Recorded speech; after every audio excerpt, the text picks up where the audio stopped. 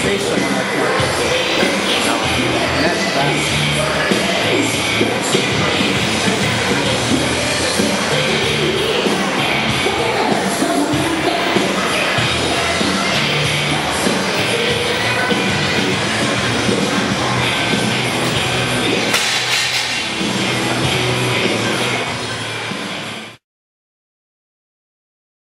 So Brian D'Souza, I'm here at Adrenaline MMA in London with Mark Hominick, #1 contender for Jose Aldo's featherweight title. Mark, how's it going? Oh, very well. Just first day back, really training now. So I had 2 weeks off after the fight to kind of just chill and just do light running and whatnot. So it feels good to be back. Okay. What do you think of your opponent, Jose Aldo, or should I say Jose Aldo? He's one of the best pound-for-pound fighters in the world. He's proved that every time he went in there that he's dominated everybody.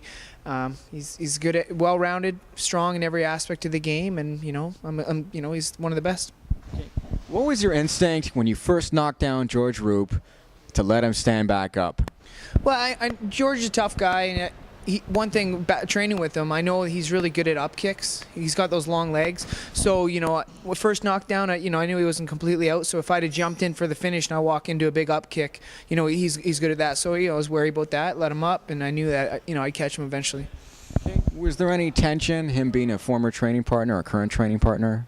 No, when the fight was signed, we emailed each other back and forth and said, it is what it is. It's a shame that we have to fight, but it's the reality of the sport, especially, at the higher levels. If you're looking to get a title shot or you're up, in the top amongst top fighters in the division, you might have to face someone you've trained with in the past. So, we put that aside and we're friends again now. We'll be training partners in the future.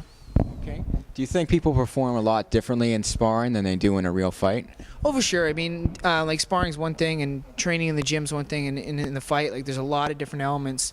A lot of more pressure, everything happens almost sometimes slower in the cage. Because there's not as much control for you. But it's in that you hear a lot of guys who are like great in the gym and horrible in the cage, but vice versa. So you never know who that fighter is. Any stories you want to share about what goes on in training?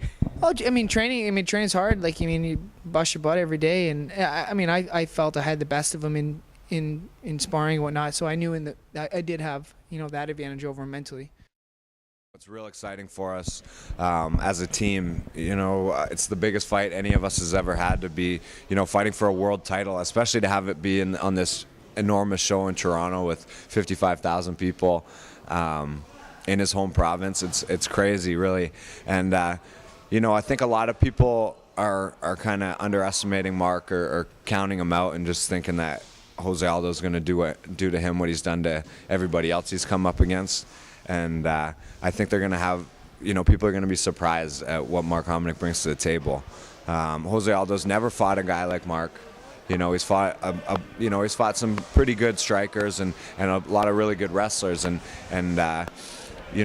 Mark's a whole different type of fighter.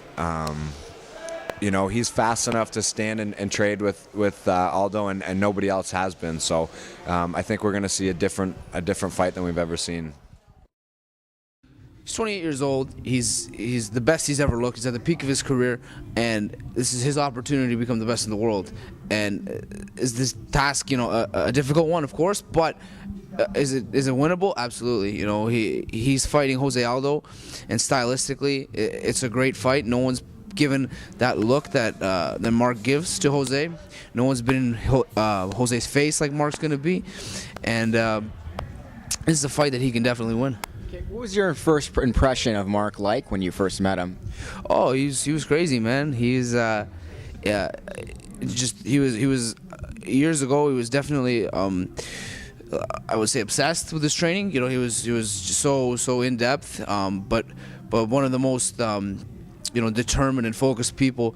I was 13 when I met him, and he was 18, and full-time, working, full-time student, working and training. Like it was just really focused and a determined individual. And I really looked up to Mark, and for the longest time, even till today, I look up to this guy, and it's great to have him as a training partner and friend and a business partner.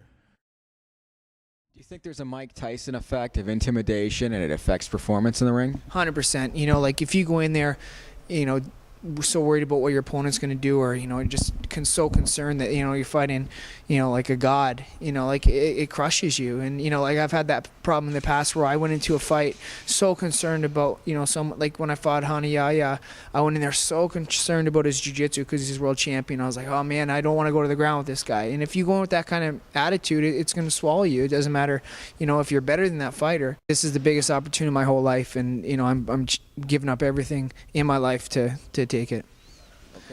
Well, thanks a lot for your time, Mark. Good luck. Thank you.